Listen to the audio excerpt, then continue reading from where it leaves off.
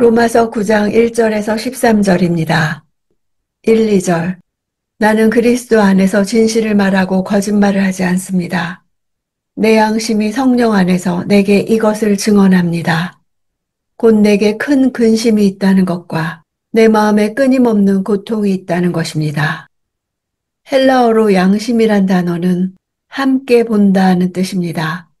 즉 자기 독단적 판단이 아니라 만인이 당연히 인지하는 객관적인 선악의 구별에 대한 의식을 말하는 것입니다. 이런 양심이 증언한다는 것은 더 이상 다른 증인을 필요로 하지 않을 만큼 자기 감정이 진실하다는 것을 보여줍니다. 더욱이 그것이 성령 안에서의 증언이라면 그 증거의 진실성과 유효성은 의심할 여지가 없는 것입니다. 즉 우리의 양심의 소리가 진리와 일치함을 확신할 수 있는 것은 오직 성령에 의해 통제될 때뿐입니다. 3절. 나는 내 형제 곧 육신을 따라 된 내 동족을 위해서라면 나 자신이 저주를 받아 그리스도에게서 끊어진다 할지라도 좋습니다. 저주를 받다는 원어로 위로 올리다는 의미로 제물된다는 뜻입니다. 그리스도께서 우리를 위해 해주신 일입니다. 내가 제물되어서라도 내 동족이 예수 믿는 것을 원한다고 말하는 것입니다. 불가능하거나 비실제적인 소원이기는 하나 강렬한 희망을 나타내는 것입니다. 그리스도께서 죄인들을 위해 기꺼이 자신을 내어주신 것처럼 바울 또한 자기가 저주받아 자기 동족이 구원을 받을 수만 있다면 자기를 미워하고 이단자로 여겨 죽이고자 애쓰는 동족을 위해 희생할 각오가 되어 있었던 것입니다. 4, 5절. 내 동족은 이스라엘 사람입니다. 그들에게는 양자됨과 영광과 언약들과 율법을 세우심과 예배와 약속들이 있고 조상도 그들의 것이요 육신적으로는 그리스도도 그들에게서 나셨습니다. 그분은 만물 위에 계시고 영원토록 찬양받으실 하나님이십니다. 아멘. 이스라엘 사람이란 호칭은 유대인에 비해서 하나님의 백성으로 특별하게 부름받은 언약 백성임을 표현하는 호칭입니다. 이어 나타나는 8가지 사항은 이스라엘 민족만이 특별하게 하나님으로부터 받아 누린 영적 특권들을 나타냅니다. 믿지 않는 이스라엘로 인한 바울의 고통은 그들의 독특한 특권들 때문에 더욱 통절한 것이 됩니다. 양자됨은 아들 삼다라는 전문적 법률 용어입니다. 하나님이 그들을 내 아들, 내 장자 삼으셨다고 하셨습니다.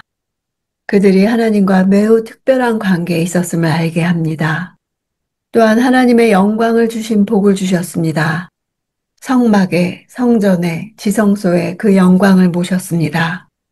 역사상 이스라엘 사람들처럼 하나님의 영광을 가까이에서 직접 눈으로 본 백성도 없습니다. 그들에게 부여된 참으로 놀라운 특권이었습니다.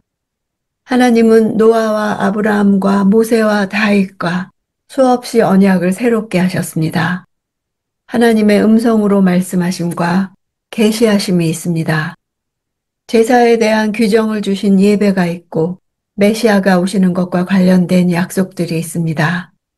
육신의 혈통으로 하면 세상을 구원할 메시아가 바로 그 민족에게서 났다는 사실은 그 어떤 특권과 영예보다도 고귀한 의미를 지닙니다.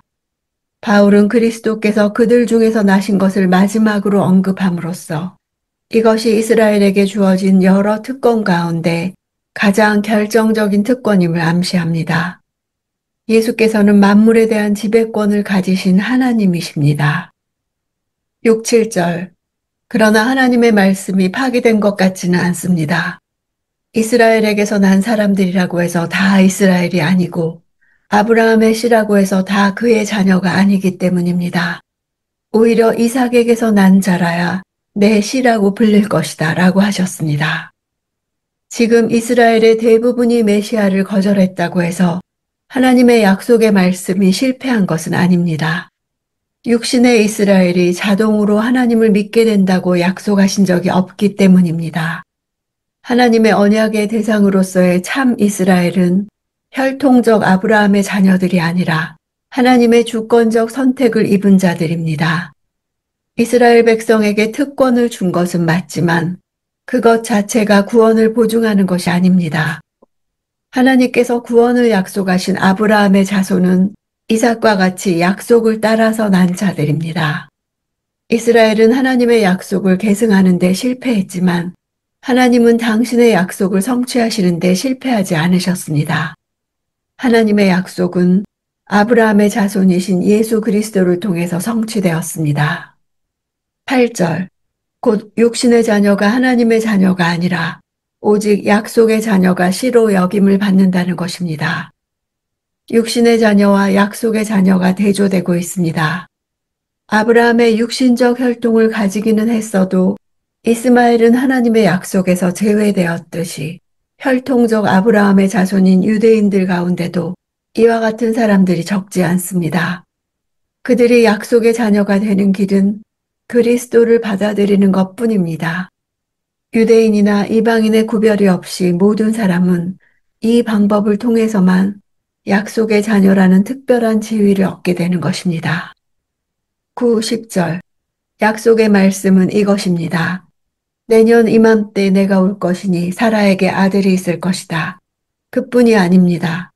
리브가가 또한 우리 조상 이삭 한 사람으로 인해 임신했는데 아브라함에게 있어 이 약속은 하나님의 은혜였습니다. 이삭은 그들 자신의 능력으로 낳은 아들이 아니라 하나님께서 은혜로 주신 선물이었습니다. 리브가 또한 약속의 시인 이삭 한 사람을 통해서만 잉태를 하여 자식을 낳았습니다. 약속의 계보가 오직 이삭을 통해서만 이어진 것입니다. 11, 12절. 그 자식들이 아직 태어나지도 않고 또 어떤 선이나 악을 행하기도 전에 택하심을 따라 되는 하나님의 뜻이 행위로 인하지 않고 오직 부르시는 분으로 인해 서게 하시려고 리브가에게 말씀하시기를 큰 자가 어린 자를 섬길 것이다 라고 하셨습니다. 선택의 여부가 사람의 행위에 달려있지 않고 주권자이신 하나님의 뜻에 달려있음을 보여줍니다. 아브라함의 경우와 달리 선택과 유기가 모든 조건이 동일한 한 여인의 태 속에서까지 다르게 이루어졌습니다. 하나님의 선택은 에서와 야곱이 태어나기 전에 이루어졌을 뿐만 아니라 그들의 도덕적 행위가 있기 전에 이루어졌습니다. 하나님은 사람 안에서 선택의 근거를 찾지 않고 당신의 주권적 의지에 따라 무조건적으로 선택하십니다. 13절. 기록되기를 내가 야곱은 사랑하고 에서는 미워했다라고 한 것과 같습니다.